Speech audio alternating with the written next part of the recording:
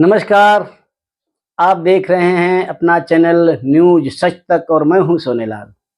आज एक बहुत बड़ी खबर आई है दिल्ली हाई कोर्ट से और वहां के जो चीफ जस्टिस हैं उन्होंने भी कहा है कि हम लोग सब हिल गए हैं और ये हतोत्साहित करने वाली खबर है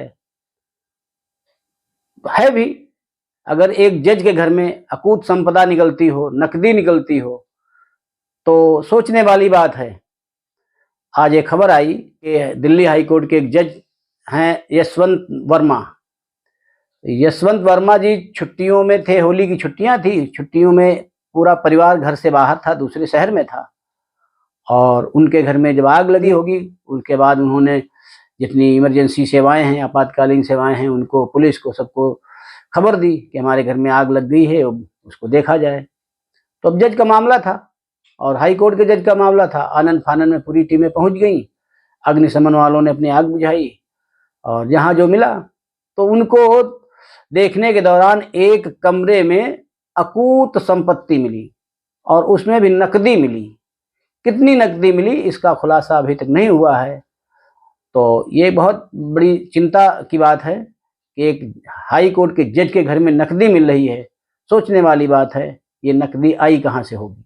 भारी नकदी मिलने के बाद में जब मामला प्रकाश में आया, दिल्ली हाई कोर्ट के जो मुख्य न्यायाधीश हैं DK उपाध्याय, उनको जो है एक वरिष्ठ वकील ने उनके बाद में कान में ये बात डाली।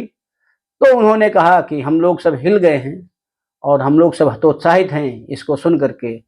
और उन्होंने क्या किया, उसके बाद एक समिति गठित कर दी 5 जजों की। उसमें 5 जजों ने सर्वसम्मति से फैसला किया कि इनको जो है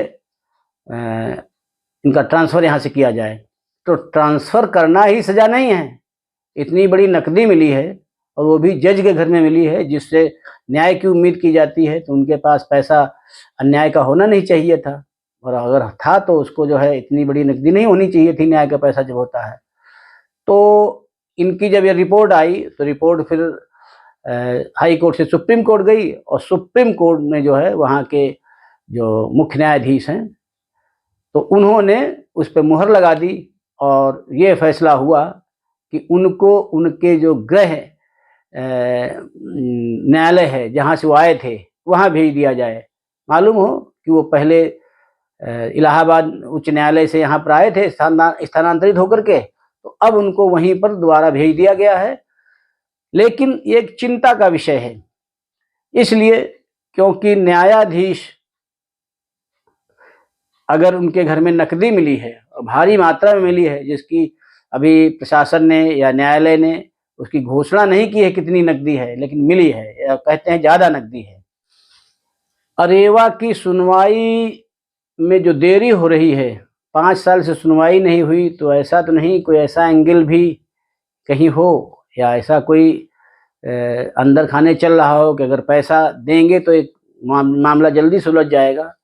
तो इस पर भी सरकारों को विचार करना चाहिए कि आखिरी मामले इतने दिनों तक लटकते क्यों हैं। इस बीच आज यशवंत वर्मा की जो अदालत लगनी थी दिल्ली हाई कोर्ट में वो नहीं लगी और उनके जो रजिस्ट्रार ने उन्होंने बताया कि आज जो है बेंच छुट्टी पर है, इसलिए आज ये अदालत नहीं चलेगी। छुट्टी पर तो होना ही था, इतना बड़ा कांड हो गया है तो छुट्टी पर वो होंगे ही, आएंगे भी, थोड़ा लोगों के बीच में मुँह दिखाना भी मुश्किल होगा। तो हम इसलिए, और हम लोग भी हतोत्साहित हैं कि असम राइफल्स के मामले को भी देखिए 8वां साल चल रहा है और 5 साल हो गए तब से एक दिन भी बेंच ने सुनवाई नहीं की है। तो क्या ये सोचा जाए कि अगर अरेवा ने भी ये पैसा दे दिया होता, वहाँ पर अरेवा की भी कोई सेटिंग हो गई होती जजों से, तो शायद हमारा केस अब तक इतने दिन नहीं लटका होता। तो इसको हम अधिकृत रूप से तो नहीं कहते हैं, लेकिन मेरी आशंका है, क्योंकि जब ये खुलासा हुआ है तो ऐसे और भी लोग होंगे। ये तो एक वानगी भर है, क्योंकि सबके घर में तो ना आग लगी है, ना सबके घर में ऐसी कोई घटना हुई है। एक जज के यहाँ ऐसा हुआ है, तो क्या सभी जजों के घर में अगर तलाशी ली जाएगी तो ऐसे ही पैसे मिलेंगे क्या?